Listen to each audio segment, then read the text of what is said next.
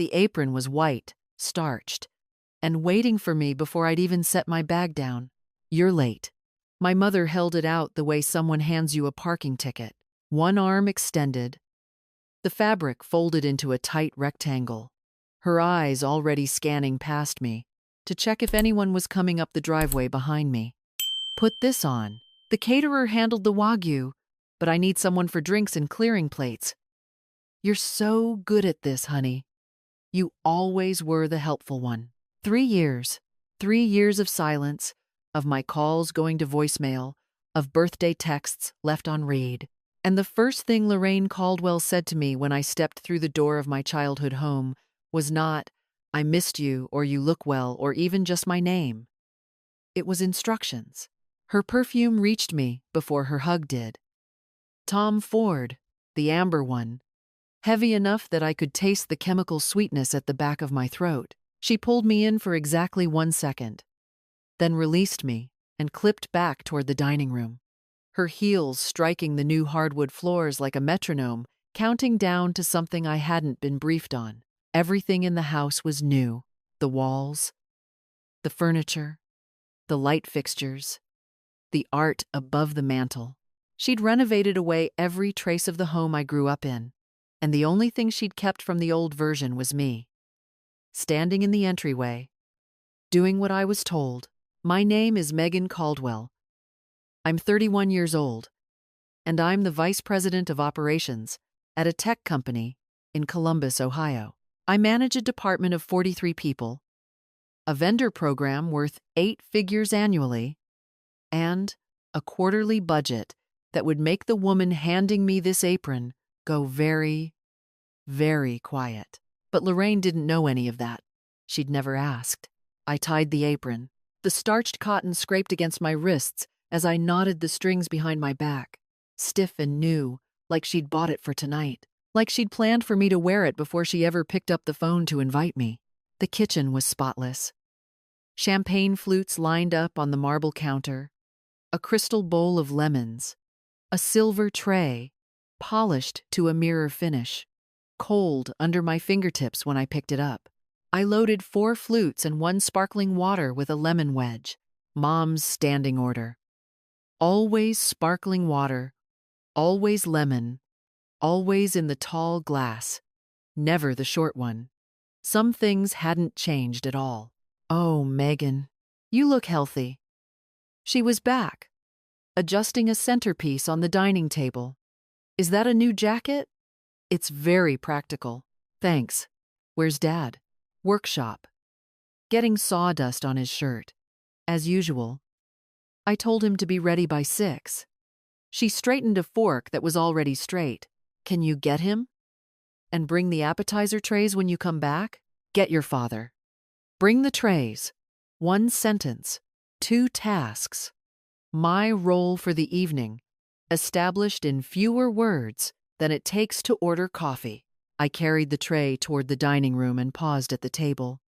4 place cards, handwritten in Lorraine's careful calligraphy. Ed, Brooke, Mr. Lawson, and Mrs. Caldwell. She'd used her formal married name for herself, like this was a gala and not a family dinner.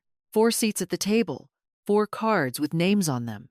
"And not a single one," said Megan. I set the last card down and noticed a small box on the sideboard with blank spares. I slid one into my apron pocket without thinking about why. Then I counted the steps from the dining table to the kitchen doorway. 12. 12 steps between the people who belonged at the table and the woman who was here to serve them. I walked back to the kitchen and started arranging shrimp on a platter I would never eat from. The workshop was the one room Lorraine hadn't touched. The renovation had swept through the rest of the house like a controlled burn, replacing every surface, every fixture, every memory embedded in the old carpet and the scratched door frames. But the workshop sat behind the garage, technically a separate structure, and Lorraine treated it the way she treated most things that didn't interest her. She ignored it completely. Dad was inside, standing at his workbench, running his thumb along the edge of a piece of walnut. Back and forth, back and forth. not sanding, not shaping, just touching the grain the way someone touches a rosary when they're working through something they can't say out loud. "You came," he said. "You asked." He looked up.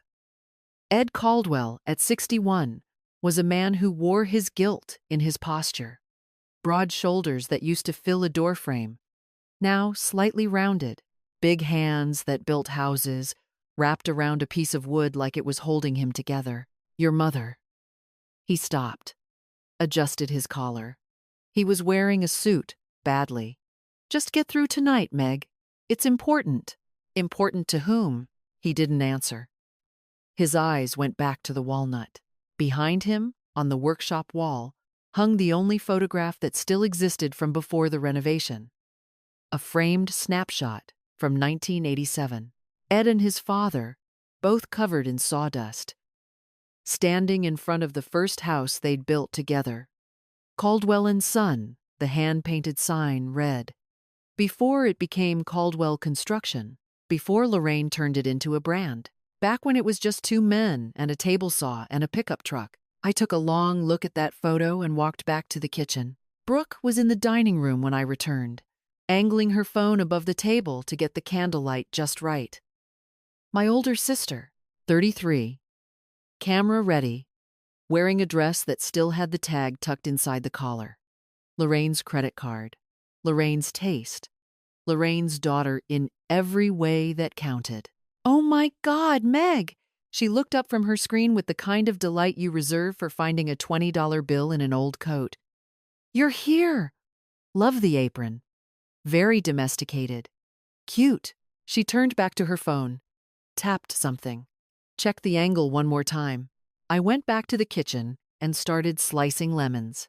The doorbell rang at 7 sharp. The sound cut through the house like a starting pistol, and 3 things happened at once. Lorraine's spine went straight. Her smile locked into place, and her voice dropped to a hiss that was meant only for me. "He's here. Champagne. Now. And stay in the background." She touched her earrings, touched her hair, spritzed something on her wrists. Then she opened the front door and became a completely different woman. The voice went up, the warmth flooded in, and the performance began. "Mr. Lawson, welcome to our home. We are so thrilled to finally meet you in person." I picked up the silver tray. 4 champagne flutes, 1 sparkling water. The metal was colder than the December air pushing through the open front door. I steadied my grip and walked toward the dining room, eyes on the glasses, watching the champagne tremble with each step. I heard my mother laughing, 2 octaves higher than her real laugh. I heard my father clearing his throat the way he does when he's been told to stand somewhere and smile. I heard Brooke saying, "Please, come in. We've heard so much about you." I stepped through the kitchen doorway into the dining room, tray balanced on my left hand, and looked up to offer the first glass. The man standing in the foyer was holding a bottle of wine. He was wearing the charcoal suit I'd seen in 3 board meetings and a quarterly review. His tie was the blue one, the one his assistant orders in bulk because he spills coffee on them. And on his wrist was the watch he'd bought the week his company hit its first revenue target. 6 months after I approved his department's operating budget. Reed Lawson, 34 years old, CEO of my division. The man who texted me morning, boss every Monday at 2 minutes past 7, standing in my parents' house, looking at me, looking at the tray in my hands, looking at the apron around my waist. His face moved through 3 things very quickly. Confusion, because I was not supposed to be here. Recognition, because of course he knew my face. And then something slower. Something that traveled from the apron to the tray to the 4 place cards on the table behind me, none of which said my name. "Megan?" His voice was the voice he used in meetings when something had gone very wrong and he needed everyone to pay attention. "What are you doing? Why are you holding a—" Lorraine stepped in fast. "Oh, You two know each other? Small world. Megan is she's just helping with the. Reed did not look at Lorraine. He kept his eyes on me, and the question he asked next was not loud, was not dramatic, was not performed for anyone. It was the straightforward, confused, slightly horrified question of a man who had just walked into something he could not make sense of. Why is my VP of operations holding a serving tray? The dining room went silent. Not quiet. Silent. The kind of silence that has weight, that fills a room the way smoke fills a room, that makes you aware of every small sound underneath it. The champagne settling in the flutes, Lorraine's breath catching, the creak of the chair as my father sat down on it, hard, like his legs had simply stopped working. Brooke? From the table. Wait, VP of what? I looked down at the tray in my hands. Sterling silver, heavy and cold. It had been cold all evening, and my fingers had gone numb around the edges. And I hadn't noticed until right now, this exact second, when everything else fell away and the only thing left was the weight of a tray I'd been carrying since I was 14 years old. I set it down on the sideboard. Slowly, the way I set documents down at work when I am finished reviewing them, then I untied the apron. I folded it in half, then in half again, neat and precise, and laid it on the kitchen counter next to the lemons I had sliced, and the sparkling water I had poured, and the shrimp I had arranged on a platter I was never going to eat from. My mother's mouth was open. My father was staring at the floor. My sister was holding her phone in midair like she'd forgotten it was in her hand. And Reed was still looking at me. Not with pity, not with awkwardness, with the same steady, slightly baffled respect he gave me every Monday morning when I told him what his week was going to look like. I turned to my mother. Mom, I think we need another place card. Nobody moved. That was the part I hadn't expected. I'd braced for yelling, for Lorraine launching into one of her speeches about gratitude and sacrifice and everything she'd done for this family. But instead, there was just the sound of the house settling around us and the candles on the dining table hissing against their own wax, and 5 people standing in a room that suddenly had no script. Lorraine recovered first. She always did. The woman could pivot faster than a weather vane in a tornado. And by the time I'd finished my sentence about the place card, her face had already cycled through shock, fury, and landed on something that looked almost like delight. Well, she clapped her hands together once, the sound too bright for the room. Isn't this a small world? Megan, you never told us you worked at, what is it? Reed's company? You never asked. The words came out level, almost casual, but they landed in the room like a stone dropped into still water. Lorraine blinked. Then she smiled wider, because smiling wider was what Lorraine did when the ground shifted beneath her. Reed cleared his throat. He was standing near the doorway with his wine bottle still in his hand, and when he spoke, it was in the same measured tone he used in quarterly reviews when a number didn't match the forecast, and he needed everyone to understand exactly how serious that was. Mrs. Caldwell. Megan runs my operations department. She manages our entire vendor program. He paused just long enough for the next part to carry its full weight, including construction vendors. My father sat perfectly still. His hands were flat on the table, and the color had drained from his face in a way that told me he understood exactly what Reed had just said, understood it all the way down to the credit line and the vendor application and every document Lorraine had filed with my name on it that I wasn't supposed to know about. Brooke looked from Reed to me, then back to Reed. Her forehead creased in the particular way it creased when she was trying to do math she hadn't studied for. So you're like his actual boss? I manage the department he leads. We work together. But he said VP. That's like high up? Yes, Brooke. It's high up. Lorraine was already moving, already recalculating. I could see it happening behind her eyes, the way a chess player abandons a lost position and starts building toward a different endgame.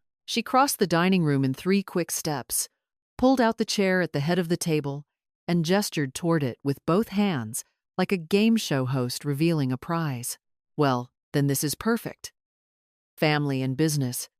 Megan, sit down, join us. I'll get another place setting. 3 years invisible.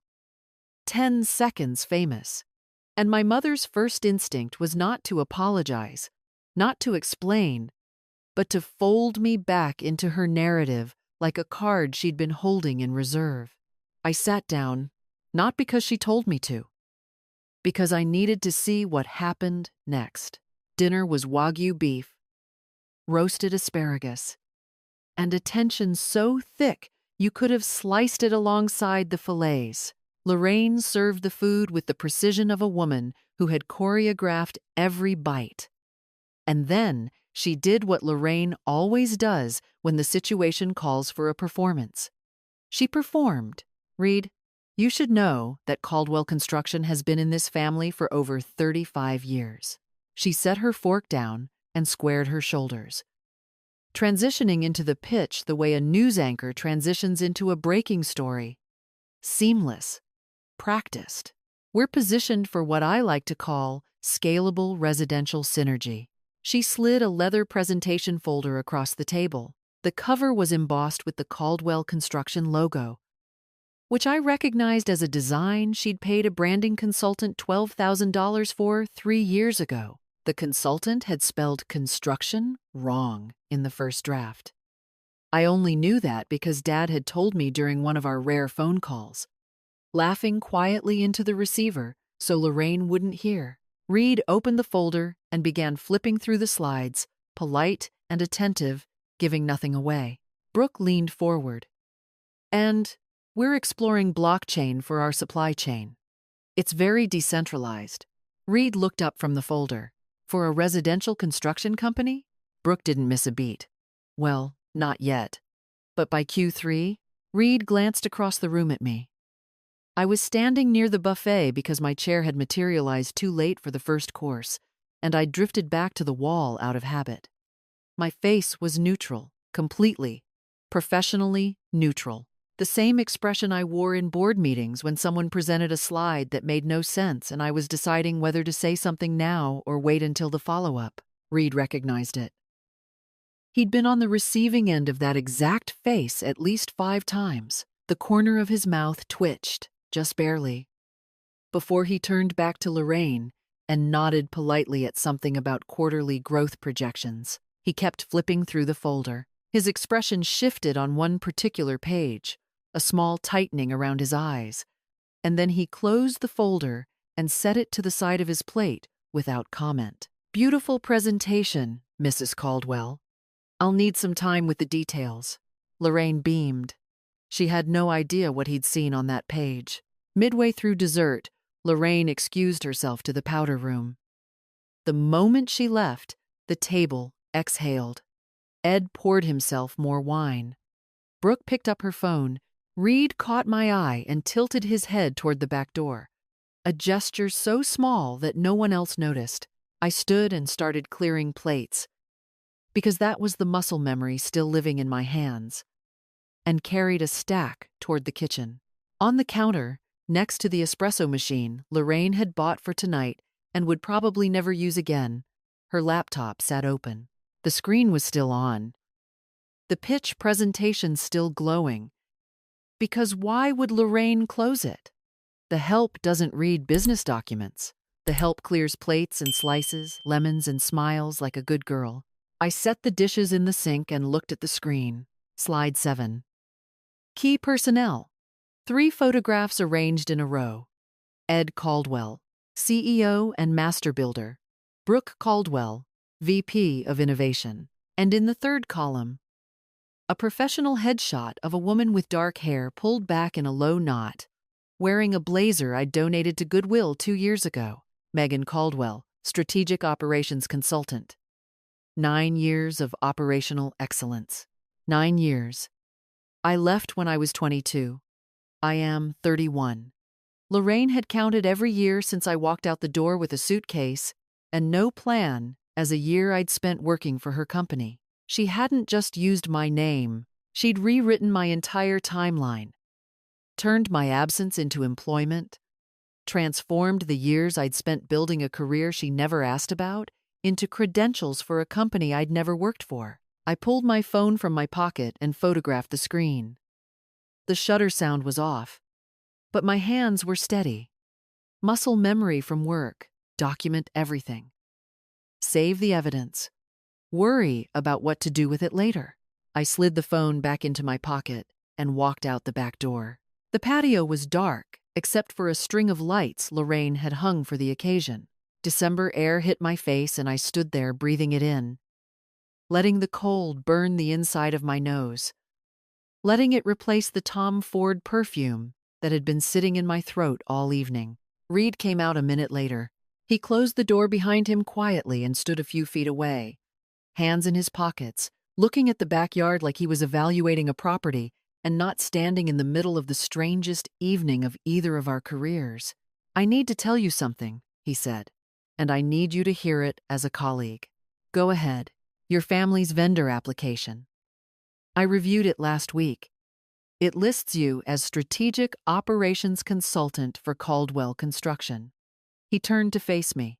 "Your full name, your professional credentials, and your social security number. The vendor file. The one I'd seen in the pipeline at work 7 days ago. Caldwell Construction. Pending review." I'd scrolled past it without opening it because the name made my chest tight, and I didn't want to feel that at the office. Not in the one place where I was just Megan, where nobody handed me an apron or called me practical or seated me 12 steps from the family table. "I've never consulted for Caldwell Construction," I said. "I know. That's why I'm telling you." I leaned against the patio railing. The wood was damp and cold through my sleeves, and the string lights above us swayed in a breeze that smelled like someone's fireplace down the street. "There's something else," Reed said. He was choosing his words carefully, the way he did when a vendor dispute crossed into legal territory. "We shortlisted Caldwell partly because a procurement associate saw M. Caldwell on the application and assumed it was connected to you. He flagged it as a potential internal relationship, and that's actually why it got a second look." He paused. "Your mother's entire pitch, the reason I'm standing in this backyard right now, exists because of your last name on that document." I stared at the string lights. Tiny bulbs, evenly spaced, throwing warm circles onto the patio stones. Inside the house, through the glass door, I could see Lorraine returning from the powder room, refreshing her lipstick in the hallway mirror, squaring her shoulders before walking back to the dining table to resume her performance. Everything she'd built for tonight. The $80,000 dinner, the Wagyu, the embossed folders, the champagne I'd poured into crystal flutes while wearing a white apron, all of it. Every dollar and every rehearsed smile and every calligraphy place card on that table rested on the professional reputation of the daughter she'd hidden in the kitchen. She'd taken the one thing I kept safe. The career I built in silence. Without her, despite her, in the 9 years since I walked out with a suitcase and a checking account with $1,100 in it. She harvested it, put it on a slide, gave it a title I never held, and a timeline I never lived, and used it to try to save a company I didn't owe anything to. "What do you want to do?" Reed asked. I watched my mother sit back down at the table. She said something to Brooke and Brooke laughed back. And my father stared at his plate. And the 4 place cards sat in their positions, and the seat they'd added for me at the last minute was still empty. "I don't know yet," I said. "But I'm not going to make any decisions tonight." Reed nodded. He didn't push. He didn't offer to fix it or escalate it or bring in legal. He just stood there on my parents' patio in December, giving me the same thing he gave me every Monday morning at 2 minutes past 7. Space to think, time to decide. And the quiet, professional assumption that whatever I chose to do, I'd handle it right. I stayed outside for another minute after he went back in, The cold had gotten into my fingers and my ears and the tip of my nose.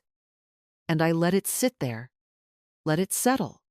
Because the cold was honest, and the house behind me was not, and I needed a few more seconds of something real before I walked back into the performance. I went back inside and walked straight to my father's study. Lorraine was in the hallway, refreshing her lipstick, and I stopped in front of her before she could click the cap back on. "We need to talk. You, me, and Dad." Now, something in my voice made her lower the lipstick. She followed me without argument, which was a first, and the three of us ended up in the small room at the back of the house that Ed called his study, and Lorraine called the room we really should convert into a wine cellar.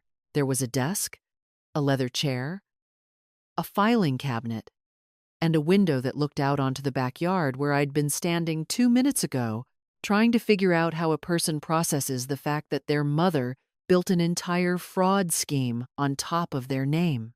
My father sat in the corner chair. Lorraine stood near the door, arms crossed, chin up, battle position. I kept my voice level. The quieter I get, the more I mean it. And right now, I meant every syllable. You put my name on a vendor application, my photograph, my professional credentials. You submitted it to a company without telling me. Lorraine's response was instant, as if she'd been rehearsing it. "Everything I have ever done has been for this family, Megan. You left. You walked out, and you didn't call for 3 years. 3 years. And now you want to stand here and act outraged that I used the Caldwell name?" She pressed her hand against her chest. "It's your name, too. You didn't use the Caldwell name. You used my identity. My social security number is on that application, Mom." Her eyes narrowed. Not with guilt.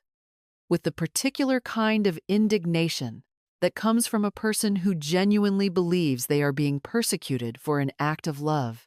"I am your mother. I gave you that social security number. I drove you to the office to get it when you were 16 years old." The logic was flawless in the way that a house built on sand is flawless. Every beam straight, every joint tight, and the whole thing sliding into the ocean because the foundation was wrong from the start. She owned me. She created me. So she owned my name, my number, my credentials. In her world, borrowing your child's identity wasn't theft. It was parenting. My father shifted in his chair. "Lorraine, she has a point. Don't." Lorraine turned on him so fast that the air moved. "Don't you dare take her side when this company is dying because—" She stopped. Her mouth closed around the rest of the sentence. But the damage was already done. The word dying hung in the room like smoke. I looked at my father. He was staring at his hands, and the collar of his suit was crooked, and his jaw was working the way it works when he's chewing on something he doesn't want to swallow. Lorraine left the room. She walked out without finishing her sentence, without slamming the door, without any of the dramatic exits she usually favored. She just left. And the absence of performance was more alarming than any performance would have been. My father and I sat in the quiet that followed. He didn't look up for a long time. When he finally spoke, his voice had the tone of a man who had been carrying a number in his head for months and was about to say it out loud for the first time. $340,000. That's what we owe. He rubbed the seam of his sleeve where sawdust still clung to the fabric. Back and forth. The same motion I'd watched in the workshop an hour ago. Except now, it wasn't calming him. Nothing was going to calm him. Last contract ended 4 months ago. Your mother took out a credit line against the company. $60,000. He paused. She listed you as the guarantor, used your old employment records from when you worked here in high school. A guarantor. She said it was just paperwork. She said we'd pay it back before you'd ever know. I let the silence stretch until it became uncomfortable, because he needed to sit inside what he'd just told me. You keep saying your mother, I said. When do you start a sentence with I? He flinched. The whole body, not just the face. Then, quietly, looking at a spot on the carpet between his shoes, I let it happen. I signed where she told me to sign.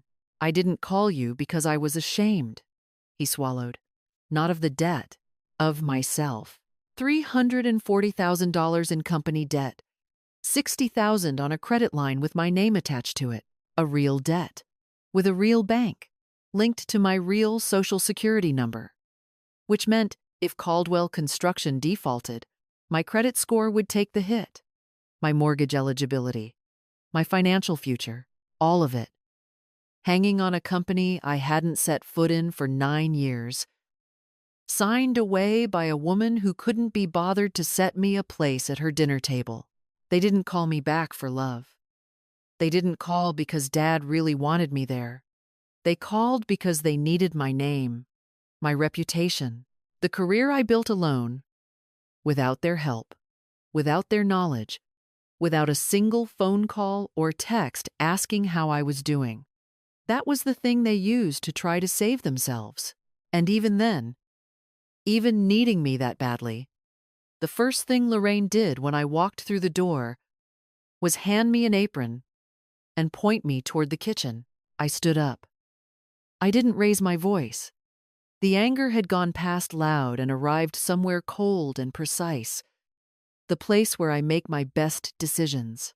I drove 45 minutes tonight because you texted me. It would mean a lot. I actually let myself believe that maybe something had changed. I walked out of the study. Past Lorraine in the hallway, standing with her back against the wall, arms still crossed, her face the color of old paper. She'd been listening, past Brooke on the living room couch, who had heard everything through the thin walls and was staring at her own hands like she was seeing them for the first time. Past Reed, standing by the front door with his coat on, who gave me a small nod as I passed. Not sympathy, recognition. I walked out the front door and sat in my car and did not start the engine. December in Columbus. The heat faded within a minute, and my breath turned visible in the glow of the dashboard. The windshield was already fogging at the edges. The only light came from my phone screen, bright and cold against my face. I could smell Lorraine's perfume on my jacket, that Tom Ford amber, heavy and sweet, woven into the fabric from the hug she'd given me at the front door. The 1-second hug that was more stage direction than affection. I unzipped the jacket and threw it onto the passenger seat. My phone was in my hand. The browser was open. I typed 5 words into the search bar. Ohio Identity Fraud Report. The page loaded. The Ohio Attorney General's Consumer Protection Division. Right there on my screen. A form. A phone number. A description of criminal penalties under Ohio Revised Code, Section 2913.49. Felony of the 4th degree for financial harm exceeding $7,500.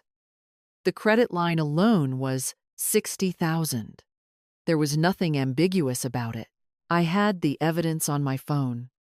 I had a witness who'd seen the vendor application with his own eyes. I had legal standing that a first-year law student could argue in their sleep. My thumb hovered over the phone number. 1 call. 1 conversation with an intake specialist. By Monday, there could be an investigation. By the end of the month, criminal charges. Lorraine would face a felony. Dad, as the co-signer who admitted he'd signed where she told him to sign, would be implicated. Caldwell Construction wouldn't go bankrupt. It would be seized. And I could do it right now, tonight, from this car. I could end 36 years of Lorraine Caldwell's carefully constructed world with a single phone call on a Saturday night in December. I looked at my phone wallpaper, the workshop photo. Ed and his father, 1987, covered in sawdust, grinning like they'd just gotten away with something wonderful. The hand-painted sign behind them read Caldwell and Son. And the house behind the sign was the first one they ever built together. I'd taken a picture of this picture 3 years ago, the day I left home with a suitcase and $1,100 in my checking account. I didn't even know why I photographed it. Something about the way they were standing, shoulder to shoulder, with sawdust in their hair and pride in their faces that had nothing to do with brands or pitch decks or $80,000 dinners. Ed's father didn't build a fraud scheme. He built houses, real houses, with real wood for real families. And Ed, the man who had just sat in that study, unable to meet my eyes, still built things that way. His project files were detailed and precise. His inspection scores were perfect. His workshop was the only honest room in that entire house. If I made this call, I wouldn't just destroy Lorraine's scheme. I'd destroy the workshop, the craft, the sawdust on my father's sleeves and the photo on the wall and the legacy of a man I never met but whose work I could see in every joint and beam my father ever cut. I closed the browser, deleted the search from my history, put the phone face down on my lap, and sat in the cold until my fingers went numb. I was not going to burn it down. And I was not going back to the kitchen. There was a third option, and it was harder than either of those things because it required something I'd never tried with this family. It required showing up not as the daughter who left, and not as the woman in the apron, but as the person I'd become in the 9 years between. I started the car and drove home in silence. I slept 5 hours, which was more than I expected and less than I needed. At 6 a.m, I picked up my phone and texted my father 3 words. Monday, the office. Just you. He was there when I arrived at 9. Flannel shirt, work boots, no suit. The most honest I'd seen him in years. He'd laid everything out on the desk before I asked. The company books, the credit line documents, the vendor applications, not one application. 3. Lorraine had submitted to 3 other companies before Reed's, all with my name on them, and all 3 had been rejected. But he'd also left something else on the desk, and I don't think he'd planned to. His project files, every house he'd built in the last 5 years, documented with photographs, client letters, inspection scores. Every single score was top marks or above. The contracts were fair, the timelines were met, and the work was honest. The company wasn't rotten. The business development side was rotten. The craft was solid, and the craft was Ed's. I was still looking through his files when the front door opened at 10. Lorraine walked in dressed for war. Heels, jewelry, a blazer with structured shoulders, her Tom Ford freshly applied. But underneath the armor, her face was carrying 3 days without sleep. Ed had called her and told her to come, and she'd come, and that itself was a shift in the order of things. I was sitting behind her glass desk, her desk, in her office, in the company she'd built. She stopped in the doorway and took that in, and I could see the calculation running behind her eyes. "Sit down, Mom." She sat. I don't think she'd ever taken a seat in this room on someone else's instruction. I reached into my bag and pulled out the blank place card I'd taken from the dinner table. Cream-colored, the same stock Lorraine used for the calligraphy cards. I uncapped a pen and wrote in clear, steady print, Megan Caldwell, VP of Operations. I placed it on the desk facing her. This is the card that should have been on your table. Now, let me show you what was on your table. I turned the laptop toward her and opened the first tab. Slide 7 of her own pitch deck. My face, my old headshot, my fabricated title. Second tab. A LinkedIn profile I had never created, with a photograph I had never approved, listing a job I had never held. Third tab. The vendor application itself, with my full name, my social security number, and a signature line bearing a signature that was not mine. Fourth tab, The credit line agreement listing Megan Caldwell as guarantor for $60,000. Each tab was a door closing. The place card sat in the center of the desk, surrounded by the evidence, and Lorraine stared at all of it the way a person stares at a car accident they caused. "I can explain," she started. "You can. But first, you need to hear 5 things." I stood up. Not to intimidate, because what I was about to say required me to be standing, the way I stand in a boardroom when the numbers are bad and the room needs to hear the truth. 1. What you did is identity fraud under Ohio law. It is a felony when the financial harm exceeds $7,500. The credit line alone is $60,000. 2. That $60,000 is a real debt at a real bank with my name attached. You will refinance it under your own name, or you will sell personal assets to pay it off within 30 days. A lawyer will supervise the process. If it is not resolved by then, I file a police report. That is not a threat. It is a deadline. 3. The only reason Reed's company looked at your vendor application is because someone in procurement saw the name Caldwell and connected it to me. Every lead you thought you generated, every bit of credibility you thought this company still had, came from a daughter you put in an apron and hid in the kitchen. Lorraine's face had gone through something during those 3 points. Not the usual cycle of defense and counterattack. Something slower and more painful. She was receiving the words instead of deflecting them. And I could see the cost of that on every line of her face. 4. I am not going to save your scheme, but I am going to help Dad save his craft. I will consult on restructuring the business development side, pro bono, on my schedule, under a signed agreement. Not as your employee, not as the helpful one. I tapped the place card with my finger. 5.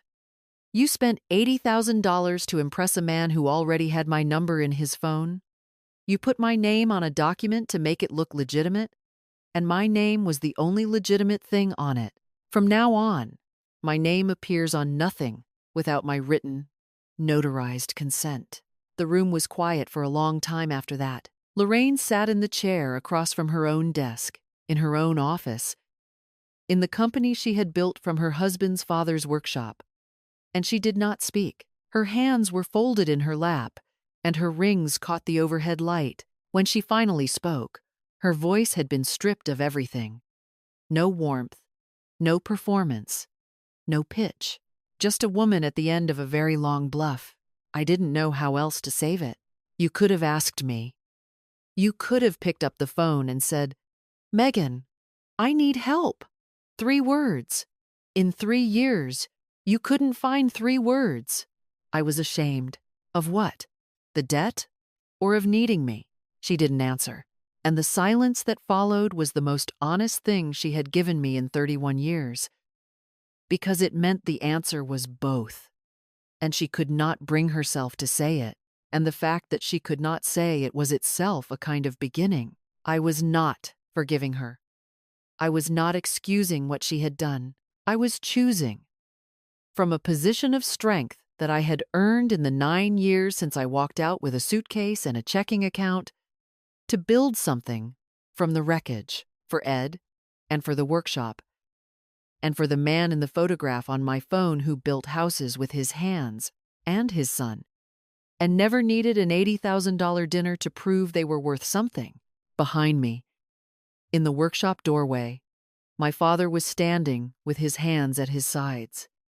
He was crying, and he was not trying to hide it. And that, too, was a beginning. 2 days passed before anyone called me.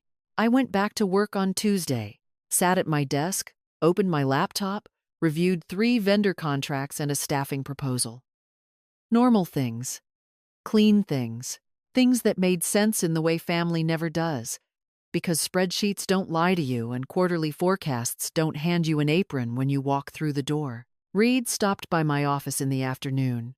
He stood in the doorway the way he always did, one hand on the frame, half in and half out. "You good? Getting there?" He nodded. That was all. He went back to his desk and sent me an email about an upcoming vendor review, the same kind of email he sent every Tuesday, and the normalcy of it was the kindest thing anyone had done for me all week. That evening, my phone rang, and Dad's name lit up the screen. His voice was different. Not the deflecting tone I'd grown up with, the one that cushioned every sentence to avoid impact. This was direct, tired, and clear, like a man who had spent 2 days peeling a label off something and was finally looking at the surface underneath. "Your mother hasn't left the bedroom since Monday," he said. "She canceled her hair appointment, canceled her Rotary lunch. I found the credit line paperwork on the kitchen table. She'd printed all of it out. I think she's trying to figure out how to refinance. Is she okay? She's not eating much. But she's reading the documents. All of them." He paused. "I think it's the first time she's looked at the real numbers." I let that sit for a moment. Then I asked the question I'd been carrying since Saturday night, the one I hadn't been ready to ask in that study, with the overhead light humming and the guilt thick enough to choke on. "Dad, I need a real answer. Did you know about the LinkedIn profile?" The pause that followed lasted long enough for me to hear him breathing, long enough for me to count the seconds the way I count them in negotiations when someone is deciding between the truth and a comfortable version of it. "No." His voice was low. "The vendor application? Yes. The credit line? Yes. But the fake LinkedIn, the photo, that was all her. And that's not something I can explain away." We stayed on the line for another minute without speaking. Then he said goodnight, and I said goodnight, and we both hung up. And it was the most honest phone call we'd had in 9 years. Wednesday morning, a text from Brooke.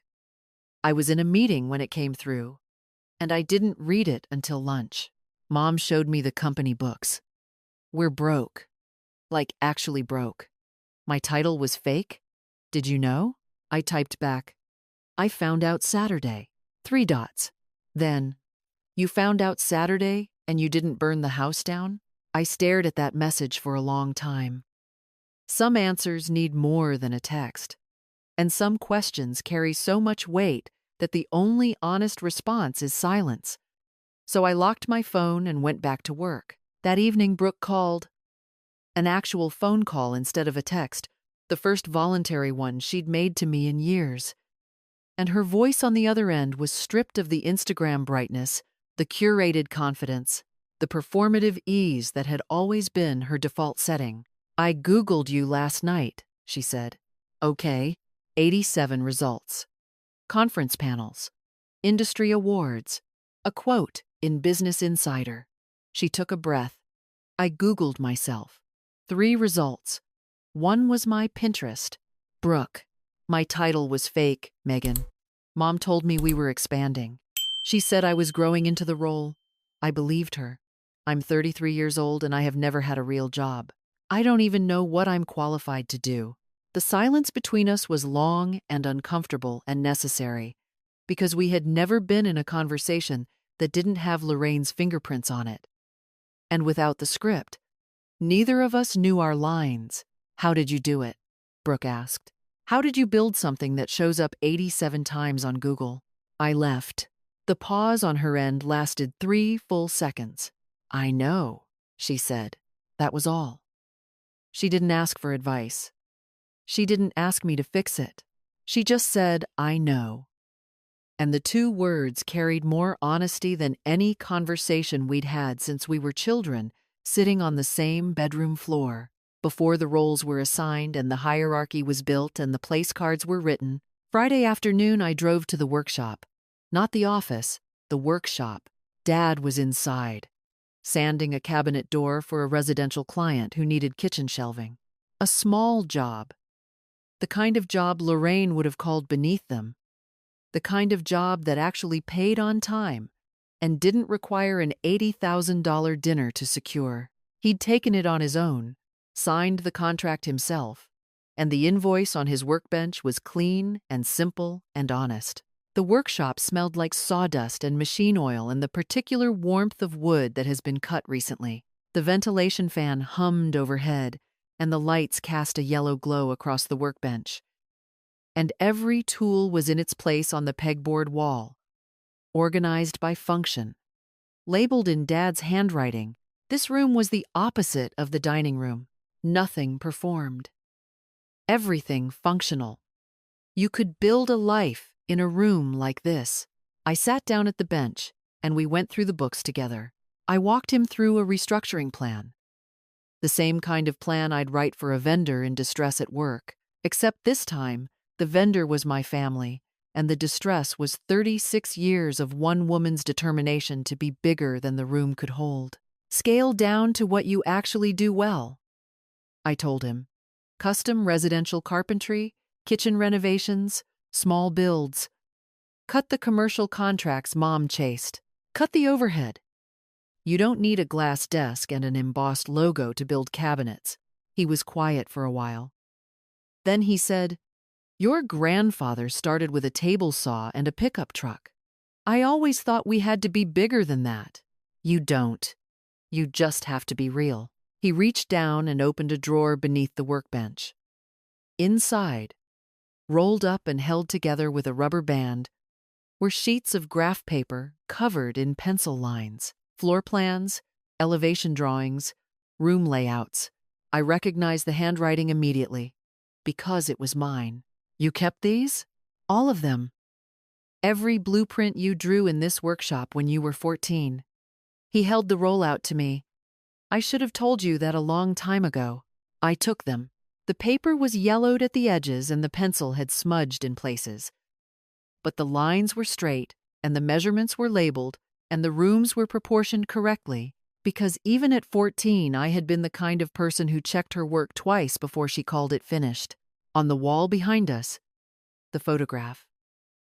Ed and his father, 1987, sawdust in their hair, Caldwell and Son on the sign behind them. Two people in a workshop, building something real. And now, 39 years later, there were two people in this workshop again. Different generation. Same sawdust on the floor. 2 weeks later, on a Saturday morning, I was standing in my kitchen making coffee. My apartment is small and clean and entirely mine. I chose the windows, the light, the angle of the counter, the placement of every object in every room. Nobody arranged it for me. Nobody decorated it to impress anyone. Nobody can rearrange it without my permission. And nobody walks through the door without being invited. And the quiet that fills it on a Saturday morning is the specific kind of quiet that belongs to a person who has built a space for herself and does not owe it to anyone. The coffee was dripping. My watch sat on the counter next to the mug. The thin silver one I bought with my first promotion check. Back when I was 26 and standing in a jewelry store by myself, trying to choose something that would remind me every morning that I had made it on my own. Someone knocked on the door at 9 in the morning, and I wasn't expecting anyone. I opened the door, and there was my mother. She was standing in the hallway of my apartment building, a building she had never visited, in a neighborhood she had never seen. On a floor she had to take an elevator to reach because she didn't know which one was mine and had to check the directory in the lobby. She was wearing jeans and a coat I didn't recognize, an older one without structure.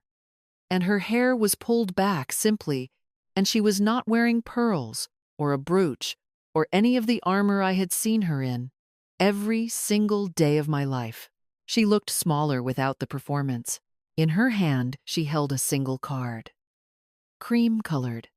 The same cardstock she'd used for the dinner place cards, handwritten in the same careful calligraphy. One word on the front, in her careful calligraphy. Just my name. "I should have put this on the table 9 years ago," she said. Her voice was steady but thin. The way a voice gets when a person has rehearsed something many times and is now saying it for real, and discovering that real is harder than rehearsal. Not just the dinner table. Every table, I looked at the card. Megan, in my mother's handwriting, not the helpful one, not our practical daughter, Not a function or a role or a task list, just my name, written by the hand of the woman who gave it to me, presented without conditions for the first time I could remember. I didn't step aside. The door stayed open, but I didn't move. How did you find my address? Ed gave it to me, I asked. She paused. First time I asked for anything regarding you instead of assuming. The silence between us was not comfortable. It was not hostile. It was something that didn't have a name yet. Because we had never stood in this particular doorway before, and neither of us had a script for what comes after the performance ends, and the real conversation hasn't started yet. I took the card from her hand. I'll call you next week. Don't bring anything. Don't plan anything. Just come for coffee. She nodded. Her eyes were wet, but she didn't cry. And I think that restraint cost her more than any of the armor she'd worn to the office on Monday, because holding back tears in front of someone you've hurt is not a performance. It's a choice. And choices, the real ones, are harder than anything Lorraine Caldwell had ever put on a pitch deck. I closed the door. Not angry and not warm. Careful. The way you close a door when you are learning, slowly, and for the first time, that doors can also open. I put the place card on my kitchen counter, next to the coffee maker, where I would see it every morning. It leaned against the backsplash at a slight angle, cream-colored against white tile, my name in my mother's handwriting catching the winter light that came through the windows I had chosen. It was not a trophy. It was not a wound. It was a place setting for one, with room for more.